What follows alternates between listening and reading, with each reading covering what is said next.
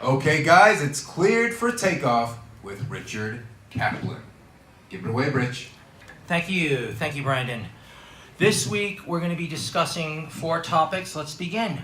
My first topic, of course, is an update on the Boeing 737 MAX crisis. Not that it's a crisis, but for airlines it kind of is. American Airlines today announced that they plan on grounding their 737 MAXs till August of 2019 to give Boeing more time to fine-tune the software patch and tune-up of the software of the MCAS system. MCAS was the deemed cause for both Ethiopian 302 and Lion Air 610. It is a system that basically stabilizes the aircraft's pitch by use of 2 probes, one on each side of the aircraft.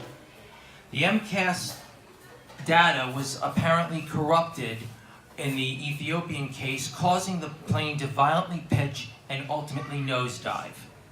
In the case of Lion Air, a similar situation occurred in which the data on the probes in the nose of the aircraft that they were obtaining was corrupted somehow. It was inaccurate. Pilots were unaware, tried to correct, but couldn't, and the plane crashed. Boeing's solution is a twofold one: a software fix and training for all pilots on the MCAS. This has already begun. There have been 96 flights involving 737 MAX jet out of Boeing's Payne Field in Seattle. 96 flights basically to test the software's vulnerability and whether or not it is in fact working. So far, so good.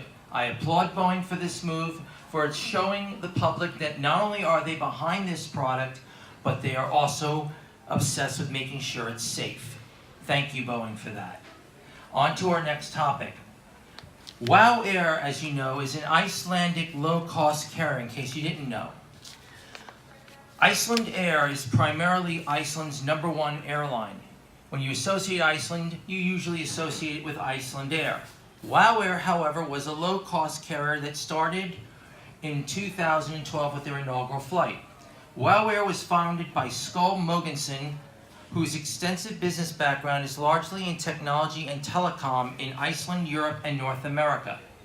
In 2013, the airline carried its 400,000th passenger and in December reached its 1 millionth.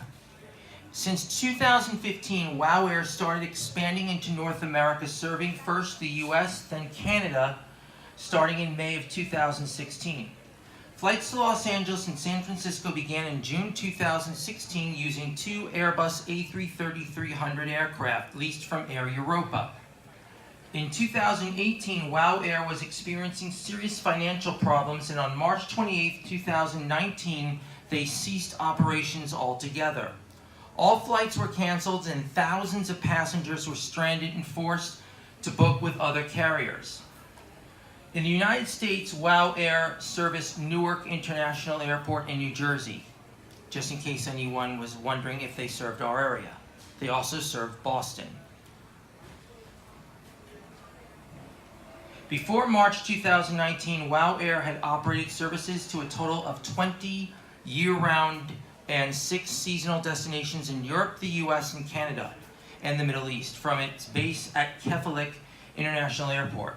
At the time of bankruptcy and cessation of operations, WOW Air had an all-Airbus fleet consisting of 8 A321-200s and 2 of the newer A321neo, which stands for New Engine Option, for a total of 10 aircraft. The possible return of WOW Air may very well be a reality. According to Iceland Review and also other sources, the former CEO of WOW Air has revealed his hopes to investors of either resurrecting the brand or starting a completely new airline. The former CEO is eyeing around $40 million in investments, something the airline had failed to gain in the months prior to its shutdown.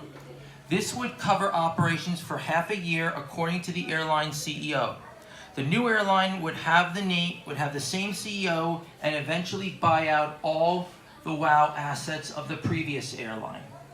The new airline would eventually fly with 5 jets. This would include 4 A321neos and 1 A320neo. The CEO believes that starting off small is the best way to grow. Initial plans will see the flying for lease projects strictly within Europe. By June 2019, they'll be flying to destinations in Europe and North America. The CEO, when speaking to investors, mentioned destinations that include London, Boston, New York, Paris, Berlin, and Dublin. There were more on their radar of 13 planned destinations. Rather than comfortably welcoming new aircraft to their fleets monthly, they decided to rather do this at the end of the year adding only 2 new aircraft per the end of the year, hoping that by the year 2021 they would be flying around 10 aircraft. This is roughly the same amount they were flying when they ceased operations. The airline will keep the same philosophy of maintaining itself as a low-cost carrier. Now on to the big news.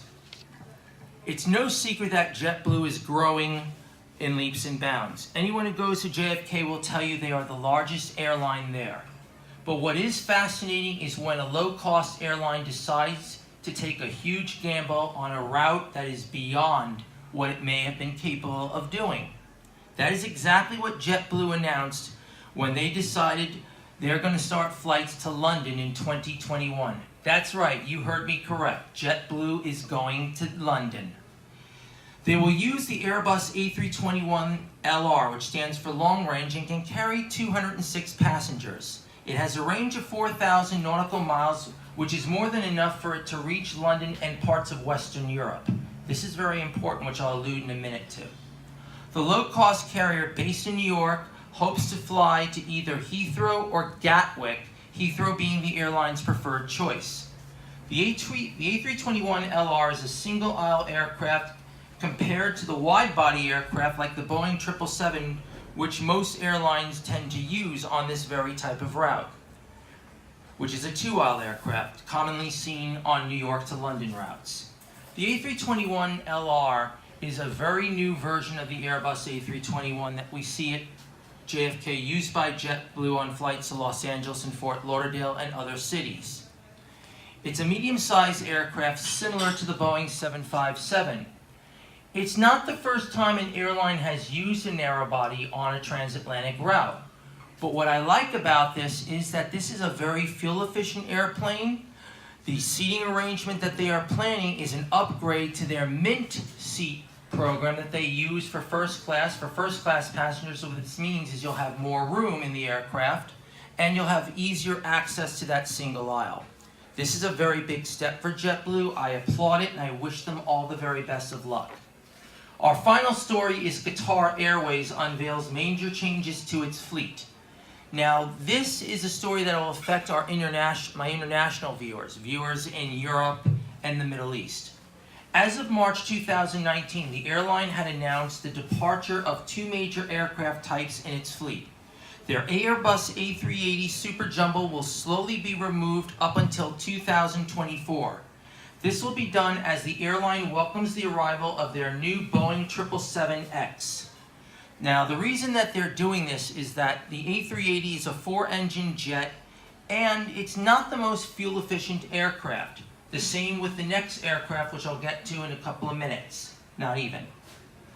The 777 is a twin-engine aircraft that uses the new GE Gen X engine, which is 14% more fuel-efficient. The 777X should hopefully be joining the airline next year. The A380 has played a major role in their operations of Qatar Airways. They were first delivered in 2014. 10 years is usually the age that an airliner hits the peak performance capability, or halfway through their lifespan with the airline. Their A380s are currently used on routes to London, Sydney, Australia, and Melbourne, Australia. Following the removal of its A380, Qatar Airways also announced the removal of its A340s. Qatar has been wanting to remove the A340 for some time. They first started flying it in 2006. The airline has scheduled final flights with the A340 for May of this year. Qatar in recent weeks have filed changes to its Airbus A340-600 operational schedule, which would see the airline's scheduled last flight with this type for May 2019. As of March 2019, planned A340-600s follows. Doha to Bangkok. The last A340-600 service will be on May 1st, 2019. This information is conflicting at the moment, but this is what I've got. Doha, Colombo. Last A340-600 service is set for March 31st, 2019, and Doha, Kuala Lumpur, last A340-600 service is scheduled for March 31st, 2019. They will be replaced with the 777X as well. The Boeing 777X is the latest addition to the 777 family. It is a long-haul aircraft, and I will have more on it in the coming weeks once they begin test flights of this aircraft. I look forward to seeing it certified hopefully by the end of this year or early next year. And that's cleared for takeoff for this week. I will see you in 2 weeks. Have an awesome Easter and a happy Passover to my Jewish friends, I being one of them, and I wish you well. All right, that was Rich Kaplan with Cleared for Takeoff.